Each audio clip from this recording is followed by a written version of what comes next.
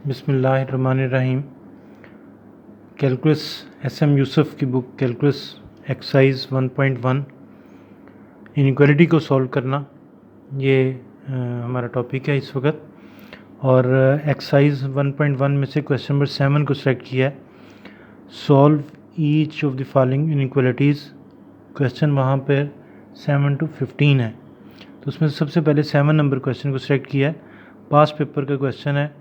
ये 3rd year के वो स्टूडेंट जो कि जनरल मैथ पढ़ते हैं या ए कोर्स पढ़ते हैं, उनके लिए वेरी इंपॉर्टेंट पेपर के लिए क्वेश्चन है। ये पास पेपर का क्वेश्चन है। सबसे पहले हमने यहाँ पे इस इनइक्वालिटी को देखना है और इसको ख़त्म करके एक एसोसिएटेड इक्वेशन बनानी है। इक्वल का निशान डाल लेना है, जैसे कि यहाँ पे बनाई। अब मॉडल्स को ख़त्म करना है।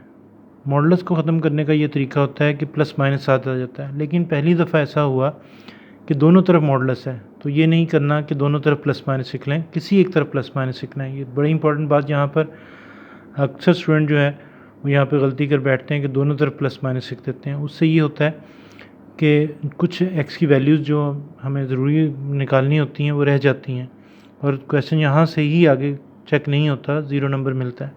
तो किसी एक तरफ प्लस माइनस सीख लें। मैंने इस तरफ लिखा। अब इसको इक्वल टू प्लस के साथ ये, फिर इसको इक्वल माइनस के साथ ये देखिए, इसको सिंप्लीफाई किया, एक्स की एक वैल्यू आ गई। इसको सिंप्लीफाई किया, एक्स की एक वैल्यू आ गई। इन वैल्यूज़ हम क्या कहते हैं? पिछले लेक्चर में हमने पढ़ा कि ये बाउंड्री वैल्यू है। अब स्टूडेंट जिन्होंने पिछला लेक्चर पढ़ा है वो ज़रा सोच के बताइए कि यहाँ पे फ्री बाउंड्री वैल्यू जो है वो हमने क्यों नहीं निकाली।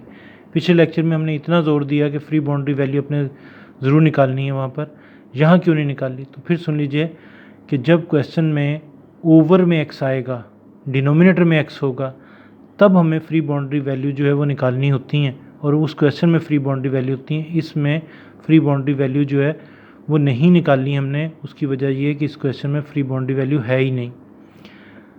आगे चलते हैं जनाब। यहाँ तक पहुँच गए, 2 वैल्यूज़ आ गई।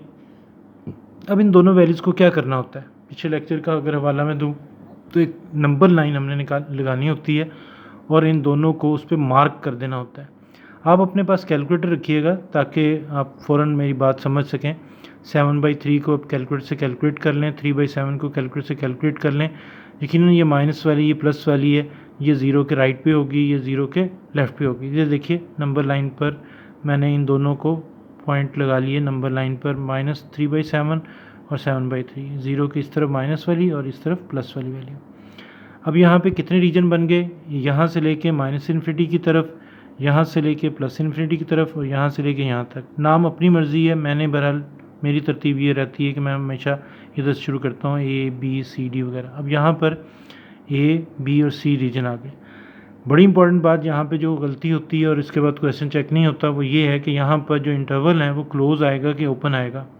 फिर सुन लीजिएगा कि अगर यहाँ पर इक्वल का साथ निशान आए तो फिर इन जहाँ जहाँ ये 2 वैल्यूज़ हमने निकाली हुई हैं उनका जिक्र होगा, वहाँ पे क्लोज इंटरवल होगा। इन्फिनिटी चाहे माइनस में हो चाहे प्लस में हो, ये हमेशा ओपन इंटरवल ही रहता है। यहाँ तो ओपन ही रहेगा। यहाँ पे ये ओपन आपको क्यों नज़र आ रहे हैं? उसलिए इसकी वजह क्या है कि जो क्वेश्चन है उसके अंदर सिर्फ ग्रेटर का निशान है, साथ इक्वल का निशान नहीं। अगर इक्वल का निशान होता तो फिर जहाँ जहाँ ये आने थे वहाँ पे क्लोज इंटरवल आना था। ऐसा कोई क्वेश्चन आएगा तो उस वक्त उसे देखेंगे। अभी फ़िलहाल हमारे पास ये 3 इंटरवल आ गए। अब इन 3 रीजन को, जो 3 इंटरवल की फॉर्म में हमने बनाए हैं, उन्हें चेक करना है कि कौन सा रीजन जो है वो हमारा आंसर है और कौन सा आंसर नहीं है। उसके लिए बड़ा आसान तरीका होता है कि जैसे रीजन ए को मैंने सेलेक्ट किया। अब रीजन ए क्या है? -3/7 से लेके -इन्फिनिटी तक। ये -3/7 है और ये -इन्फिनिटी। इनके दरमियान में से कोई भी एक नंबर ले लें। मैंने -1 लिया, अब कोई भी ले लीजिए। जो आंसर यहाँ से ट्रू और फॉल्स -1 से आएगा वही -2 से आएगा, ये भी ज़हन में रखिएगा। अगर मेरा आंसर ट्रू है तो आपका भी ट्रू ही आएगा, आप चाहे -2 ले लें चाहे -3 ले लें। मैंने बहरहाल -1 लिया। यहाँ पे देखिए लिखा पुट x = -1। करना किस में है? अब ये भी ज़हन में रखिएगा, जो एक्चुअल इनइक्वालिटी है, जो क्वेश्चन है उसके अंदर ये पुट करना है। पुट करके सिंप्लीफाई करके हम यहाँ तक पहुँचे तो यहाँ आ गया 3 का मॉडुलस ग्रेटर देन 7 का मॉडुलस। अब यहाँ पे जब न्यूमेरिकल फिगर आ जाएँ तो फिर मॉडुलस को ख़त्म कर देते हैं। अगर दरमियान में माइनस हो, साथ माइनस हो तो उस माइनस को भी ख़त्म करते हैं। अब ये दोनों पहले ही प्लस में है, ये आ गया। अब सोचिए कि क्या 3 ग्रेटर होता है 7 से? तो जवाब है नो। इसका मतलब है कि मैथमेटिकली ये क्या है, फॉल्स, तो आगे फॉल्स लिख दिया। इसका मतलब ये है कि रीजन ए हमारा आंसर का हिस्सा नहीं है। रीजन बी पे चलते हैं। रीजन बी में देखते हैं पहले कि रीजन बी में मैंने एक्स इज इक्वल टू 0 क्यों सेलेक्ट किया है। रीजन बी है क्या, ये देखिए यहाँ से लेके यहाँ तक, और इसके दरमियान में जो नंबर हैं उनमें 0 है, 1 है, 2 है, कोई भी ले सकते हैं। मैंने बहरहाल 0 सेलेक्ट किया। 0 सेलेक्ट करके सिंप्लीफाई करके मैं यहाँ तक पहुँचा तो 5 ग्रेटर दैन 2 आ गया। अब सोचिए क्या मैथमेटिकली ये ट्रू है? यस, 5 ग्रेटर होता है 2 से, तो आगे लिख दिया ट्रू। रीजन सी में चलते हैं। रीजन सी जो है उसे पहले देखते हैं रीजन सी है क्या।